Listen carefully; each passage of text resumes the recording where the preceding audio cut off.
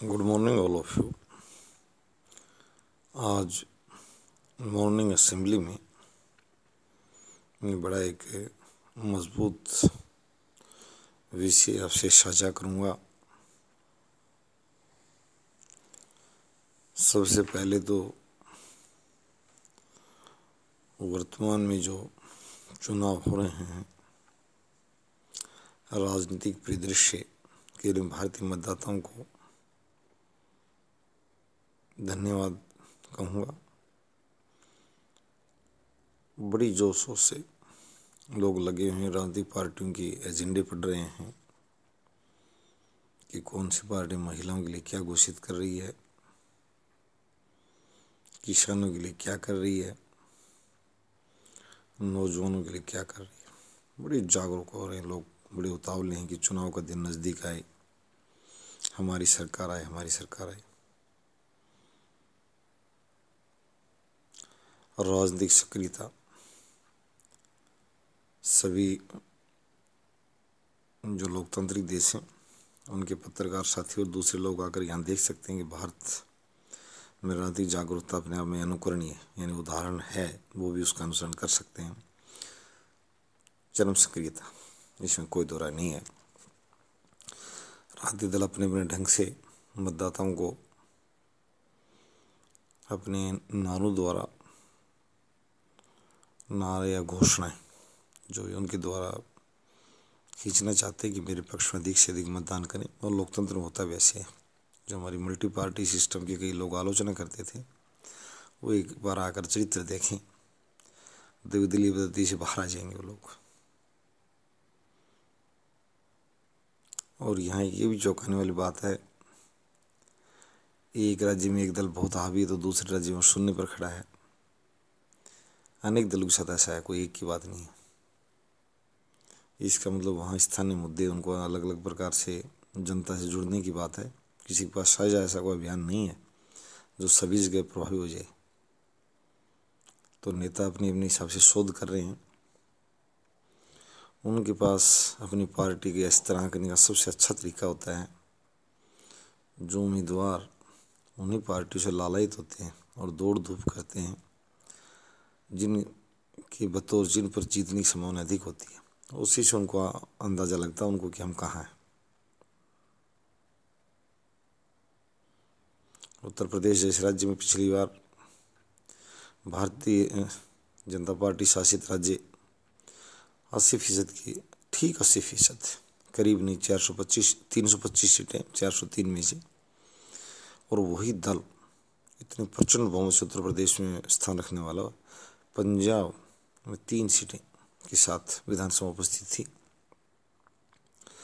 इसके उलट कांग्रेस उत्तर प्रदेश विधानसभा महज 7 विधायक थे उसके, और पंजाब में उसकी भी 80% तो नहीं, 60% से ऊपर उपस्थिति उसकी भी थी। स्वतंत्र विधायकों के साथ 117 सदस्यीय सदन में उसने सरकार बनाई थी। तो राजनीतिक दल जो हैं या राजनेता जो हैं, और वहाँ भी आम आदमी पार्टी दिल्ली से बाहर जाकर, और पंजाब पर विपक्षी दल था, अकाली दल तीसरे स्थान पर चला गया था। तो राजनेताओं को ज़्यादा बताने की जरूरत नहीं है, उनके पीछे बड़े बड़े धरना सेठ लगे हुए हैं उनको सत्ता में लाने के लिए। उनके पास बड़े बड़े विचारक, सेवानिवृत्त प्रशासनिक अधिकारी, और जन मुद्दे उठाने में वो स्वयं भी को कोर कसर नहीं छोड़ना चाह रहे, क्योंकि जन कहते हैं गुण की पूजा होती है। ये बात यहीं आएगी घूम फिर कर कि मैं नेताओं से भी और धर्म गुरुओं से, मैं धर्म युद्ध कहूँगा, किसे है धर्म युद्ध? धर्म युद्ध आपस में लड़ना नहीं है, धर्म युद्ध है ये जो 800 करोड़ जो विश्व समुदाय के जो लोग हैं, उनमें महात्मा बुद्ध ने किसी से युद्ध नहीं किया। कहाँ से कहाँ तक चले गए, जापान, चीन, कंबोडिया होते हैं। आज सभी धर्मों से मोहम्मद साहब, गुरु नानक देव जी, हिंदू धर्म भी, यदि कोई अपने सिद्धांत हैं, अपना जो गुण है उसको अच्छे से प्रसारित करें, दूसरे लोगों को प्रभावित करें उससे। मैं विशेष बात ये कहना चाहूँगा, धर्म की अगर लिबर्टी कहीं नहीं हो तो ना हो, अगर लिबर्टी है कहीं को अदला बदली, तो मार्केट में आपको अपनी गुणवत्ता बढ़ानी पड़ेगी। धर्म के मामले जो नई पीढ़ी आ रही, बहुत ही एजुकेटेड बच्चे हैं, वो प्रश्न उठाएंगे। और मैं ये भी कहूँ कि धर्म वो आगे जाएगा, वो अपना अस्तित्व बचा के रख पाएगा जो गुण और खुलापन के साथ होगा।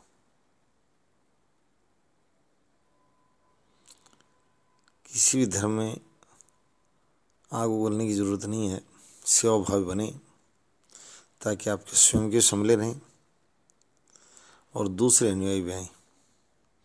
अपने धर्म की मार्केटिंग करें, आपके धर्म में क्या खास है। मैं धर्मगुरु से यही कहता हूँ, चैनल पर आएँ, सभी धर्मों के लोग आएँ और एक सादा शब्दों में बताएं। आज के दिन जो पढ़े लिखे बच्चे हैं, जिनको बहुत ज़्यादा बताने की ज़रूरत नहीं है। मैं आरक्षण व्यवस्था पर एक छोटी सी बात कहूँ। डॉक्टर भीमराव अम्बेडकर जी को आरक्षित वर्ग तो पूज पाए, अनारक्षित लोग पीछे से आलोचना करते रहे उनकी। मैं ये नहीं कर रहा उन्होंने उनको देवता माना, परंतु आरक्षित वर्गों ने डॉक्टर साहब को, भीमराव जी को आज तक उन्हीं महापुरुष को आज तक वो लोग इतना याद नहीं रख पाते। अगर उनका गुण, उनको जो लाभ पहुंचा, जो पोषण पहुंचा, उनको एक शक्ति बनकर उभरने का, इससे उन लोगों ने देखा कि ये जो आरक्षण व्यवस्था है, जिससे हमारे समाज का, हमारा जो भला हुआ, जो हम राष्ट्र की मुख्य धारा में आए, राष्ट्र में एक वर्ग बनकर, मजबूत वर्ग बनकर, एक सम्मानित वर्ग बनकर उभरे, उसमें आरक्षण व्यवस्था और डॉक्टर भीमराव अम्बेडकर जी का हाथ उस वर्ग ने माना और उन्होंने उनके प्रति आभार व्यक्त किया, आस्था व्यक्त की। तो ये बात हमें भी देखना है। बुढ़ापा पेंशन की योजना आई, 300 यूनिट मुफ्त लोगों को बिजली देने की योजना आई। तो जिनको नहीं मिल रहा वो लोग आलोचनाएं करेंगे, वो लोग बिल्कुल भड़केंगे और भरा बुला कहेंगे उस दल को। परंतु जिन लोगों को लाभ मिल रहा है वो लोग गुणगान भी करते हैं, आस्था व्यक्त करते हैं उस दल में। हाँ, मैं इसलिए कह रहा हूँ डॉक्टर भीमराव अम्बेडकर जी की बात, ये बात मैंने परिवार में कई बार साझा की है। महिलाएं भूल गई उस बात को। उनका लक्ष्य, उनका जो नीति निर्माण में जो योगदान था, वो आरक्षित वर्गों के साथ साथ महिलाओं, आजकल ये भी लिखा जाने लगा कि 5 वर्ष की छूट सभी महिलाओं को, किसी वर्ग से, वो महिलाओं और आरक्षितों को एक ही थाली से देखते, एक ही चश्मे से देखते थे, एक ही थाली में तोलते थे। मैं ये कहना चाहूँगा कि उनका जो उनके प्रति नीति निर्माण, यहाँ तोलने मतलब नीति निर्माण करते समय उनको बराबरी वो मानते थे, दोनों को आवश्यकता है। महिलाओं के लिए भी उन्होंने काफ़ी, जहाँ भी आप जाएंगे अदालतों में भी, अगर कहीं आरक्षित लोगों को यदि इस प्रकार छूट है तो सभी प्रकार की महिलाओं को। कि मैं स्वयं अनभिज्ञ था, 40 वर्ष की आयु तक मैं स्वयं अनभिज्ञ था, उपाधियाँ धारण करने के बावजूद कि इस तरह की सुविधा हैं संविधान प्रदत्त, और वो है। उसको मैं महिला संगठन से कहूँगा कि डॉक्टर साहब की जो दी गई सुविधा है उसको महिलाएं और बलवती बनाएं और मजबूत बनाएं, राजनीतिक दलों से मांग करें। अभी वो वर्ग भी दूर खड़ा है, नहीं आया उस स्थान पर। कई बार शोध के आंकड़े पेश किए गए तो महिलाओं की वहाँ संख्या कम थी, काफ़ी कम थी। चिकित्सा क्षेत्र में हम देख रहे हैं महिलाओं की संख्या काफ़ी कम है। राजनीतिक क्षेत्र में भी बार बार आ रहा है, 100 का आंकड़ा महिलाएं नहीं छू पाई। इतनी शिक्षा और 21% के बावजूद लोकसभा में जो हमारी महिला सांसद संख्या 100 नहीं पहुँची है, 545 में से, यानी 20%, तो क्या 15% का आंकड़ा भी पार नहीं हुआ है। जबकि अपेक्षा की जाती है 48-50 हो, क्योंकि उनकी आबादी अगर 48 भी मानी जाए तो लोकतांत्रिक व्यवस्था कहती है जिसकी जितनी आबादी है, इस तरह के मामलों में उनको प्रतिनिधित्व उतना मिल जाए। तो मुख्य बात ये है, राजनीतिक दल भी जन कल्याण के मुद्दों में धार तेज लगाएं। बुढ़ापा पेंशन, महिलाओं को सामाजिक सुरक्षा, जो भी एक राजनीतिक दल लेकर आया है 1000 रुपये मासिक की बात, दूसरे दल भी उसकी नीति की जो प्रशंसा आलोचना करें, बंद नमूना रहे। ये राजनीति में शोभा नहीं देता है कि हम नहीं बोलेंगे। बिल्कुल बोलिए कि आपका उसमें क्या नज़रिया है। 1,000 रुपये मासिक जो महिला सहायता की योजना लेकर आ रहा आम आदमी पार्टी का जो कोऑर्डिनेटर है अरविंद केजरीवाल, 300 यूनिट तक घरेलू मुफ्त बिजली और बुढ़ापा पेंशन का वाहक। इस नीति का तो अरविंद केजरीवाल सिवाय हरियाणा बना हुआ है। चौधरी देवीलाल जी ने जो शुरू की थी उसके बाद में उत्तरोत्तर मुख्यमंत्रियों ने निश्चित रूप से इसमें काफ़ी इजाफा किया। और हरियाणा की जो बुढ़ापा पेंशन योजना है वो बड़ी चर्चा विषय है। लोग भारी मैं कह रहा हूँ कि इसकी शुरुआत से लेकर देवीलाल जी के प्रति भी इस बात को लेकर अगर सबसे बड़ा कोई मुद्दा बचा है तो बुढ़ापा पेंशन उनके नाम के साथ जुड़ा हुआ है, आजीवन जुड़ा हुआ और रहेगा, डॉक्टर भीमराव अम्बेडकर जी की तरह। तो मैं ये कहूँ बाद में उत्तरोत्तर मुख्यमंत्री और सरकारों ने दलों के अलग अलग दलों की सरकारें आती रही और बढ़ाती रही और ये बढ़ती रहेगी। वो प्रमुख मुद्दा बन चुका है और 33 लाख के आसपास लोगों के जीवन को बदल डाला उस पेंशन स्कीम ने। बड़ी अच्छी पेंशन योजना है। 300 यूनिट बिजली की जो चर्चा चल रही है उस पर चर्चा की जाए। और मैं धर्म के जो धर्मगुरु जितने भी हैं, धर्म की जो नेतृत्व, धार्मिक नेतृत्व जो लोग कर रहे हैं, मैं राजनीति से बाहर निकलूँगा, मैं धार्मिक नेतृत्व के लिए कहूँगा कि आप अब नए बच्चे आएंगे, वो ना अपने में रहेंगे ना दूसरे में रहेंगे, वो देखेंगे अच्छा कौन है। मैं ये कहना चाहता हूँ, ये जो आंकड़े हैं, ये लोग इतने हैं, ये इतने हैं। और हिंदू धर्म पहले बुरी तरह से घाटे में गए इस परिवर्तन के दौर में। 80 करोड़ लोग बाहर निकल गए। अगर ढाका से लेकर लाहौर तक घूमते हुए आए, इंडिया से होते हुए। धर्म को मानने वालों को कोई सीमा नहीं होती। आज भी उन देशों में धार्मिक आंदोलन चलाया जा सकता है। ये प्रमुख बात होगी कि हमारे यहाँ और लोग भी आ जाएंगे यदि हमें गुण होगा, और लोग भी चले जाएंगे यदि हमें वो गुण होगा। मैं आज ये बताना चाहूँ राजनीतिक दलों की तरह ही कि धर्म के मामले में ऐसा ही है कि और लोग भी आ जाएंगे यदि हमें गुण होगा, और लोग भी चले जाएंगे यदि हमें वो गुण होगा। सभी धर्म जिनमें कट्टरता है वो खुलेपन पर आ जाएं। पाखंडी व्यवस्थाएं हैं वो पाखंड छोड़ दें, क्योंकि नए बच्चे इन चीज़ों को ज़्यादा पसंद नहीं कर रहे हैं। ये इस्लाम के साथ भी है और ये हिंदू धर्म के साथ भी और सिख धर्म के साथ भी है। हिंदू धर्म फिलहाल एक लाभ की स्थिति में है कि उसने छुआछूत और पाखंड जो उसके पतन का कारण बने थे, जो विरोधियों ने हथियार बनाया था धर्म परिवर्तन के लिए, छुआछूत के नाम पर लोग उद्वेलित हो गए थे और उन्होंने ना कह दिया था। ये कटु सत्य है। बाद में पाखंड की बात आई। पाखंड का भी लोगों ने ढोंग को भी बहुत आधार बनाया और अलग अलग पंथ पैदा कर दिए। दयानंद सरस्वती जी अलग प्रकार से आ गए और दूसरे धर्म सुधारकों ने उनको हथियार बनाया पाखंड को, और वो लोग कम से कम मूल रूप में नहीं रहे, अलग धारणागत हो गए। उनकी मान्यताएं अपने परिवार में अपने रिश्तेदार के लोगों से भी अलग हो गई। ये ना हो।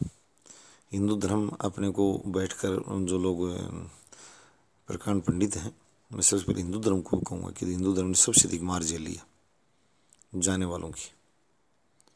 तो ये और नीति बना लें। और जो मॉडर्न बच्चे हैं, चाहे वो भारत में ज़रूरी नहीं, हमें ये कुछ जोर आजमाइश का मामला नहीं है, ये मुद्दागत बात है, ये लिटरेचर का मामला है। धर्म को स्थापित करने का, धर्म अपनी बात को लेकर जाने के लिए हम चीन भी जा सकते हैं। जिन लोगों में धार्मिक खुलापन है वहाँ जा सकते हैं, जिन देशों में नहीं है।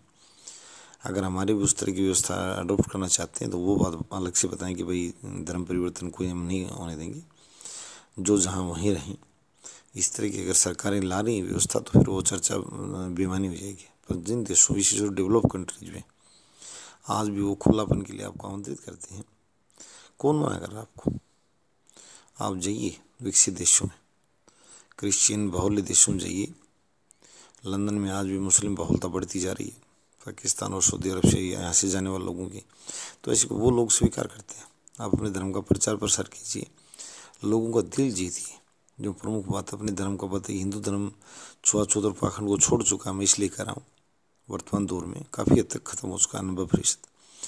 तो उसमें वो अपनी अच्छी बात लेकर जब हमारे पास खुलापन है, बेकार की बंदिशें नहीं हैं, इस्लाम अपनी ईमानदारी और जो रूढ़िवादी व्यवस्था से इस्लाम के लोग भी चर्चा कर लें कि कितने बाहर आएंगे, क्योंकि उनकी कुछ जटिलताएं जो हैं उनको विकास में रोक रही, धार्मिक विकास में। तो मैं ये विशेष रूप हिंदू और मुसलमान से कहूँगा कि धार्मिक विकास में जो अड़चनें हैं वो दूर करें और ज़्यादा से ज़्यादा लोगों को, जैसे सिखों ने सेवा भाव चला रखा है, आपको ऐसा अभियान चलाइए जिससे वो धर्म के लोग भी आएँ। आपस में कितने बुद्धिस्ट आपकी तरफ आते हैं, कितने जैनिज्म वाले लोग आते हैं, को अच्छी बात लेकर आइए। यूनिवर्सिटी के छात्रों में आपके धर्म गुरुओं को कह रहा हूँ कि अनपढ़ लोगों की भीड़ करने तरीके मत कीजिए। सबसे बड़ा दुख मुझे तब होता है, ये तो वही बात हो गई, किसी पैसे वाले आदमी के बाहर खड़े थे, कुछ लोग उसको गालियाँ दे रहे थे बुरी बुरी, और कुछ लोग उसको सेठ जी कह रहे थे।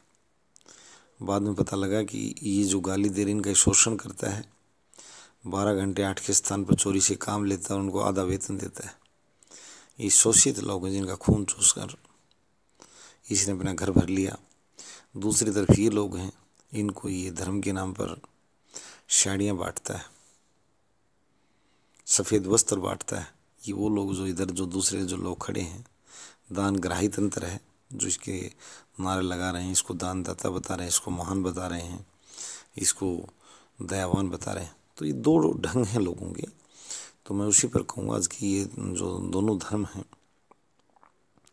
विजय टकराव का कोई बुदरा नहीं है। आप अपने धर्म को सामने लेकर आइए और बंद कमरे में नहीं, हम खुले कमरे में खुले मंच पर आपसे चाहते हैं कि आप अपने धर्म के अच्छे, आप सिर्फ मुंह बजाने से नहीं, वहाँ खड़े पढ़े लिखे बच्चे स्वीकार करें कि अच्छा करे। मार्केटिंग कंपनी से बताती हैं स्पीड इतनी, एवरेज इतनी, चला कर देख लेते हैं। तो आप अच्छा ही तरफ बढ़िए। हम लोगों को कितने लोगों दरिद्रता से बाहर निकालेंगे, शिक्षित होने में कैसे सहायता करेंगे, हम सभी तरह के बच्चों की सम्मान की रक्षा कैसे करेंगे, चरित्रवान लोग किस धर्म में, कौन सा धर्म चरित्र पर बल देता है, कौन सा लोग अहिंसा पर बल देता है, वहाँ हत्या जैसी और अपराध जैसी बातें नहीं पाई जाती। इस तरह की बातें आगे बढ़ाइए, प्रचार प्रसार खूब कीजिए। कोई कानून व्यवस्था कोई अगर कोई सामने आता है उसे हम देखते हैं, हम आपके साथ खड़े हैं, परंतु अपनी अच्छी बातों को प्रचारित प्रसारित कीजिए, शिक्षित बच्चों में कीजिए। आज मॉडर्न एज के जो बच्चे हैं सोशल मीडिया थ्रू आइए, आपके पास क्या है। मैंने काउ सेफ्टी के बारे में बताया था, मैंने कन्या सेफ्टी के बारे में बताया था कि किस ढंग से हमें आगे बढ़ना है। धन्यवाद।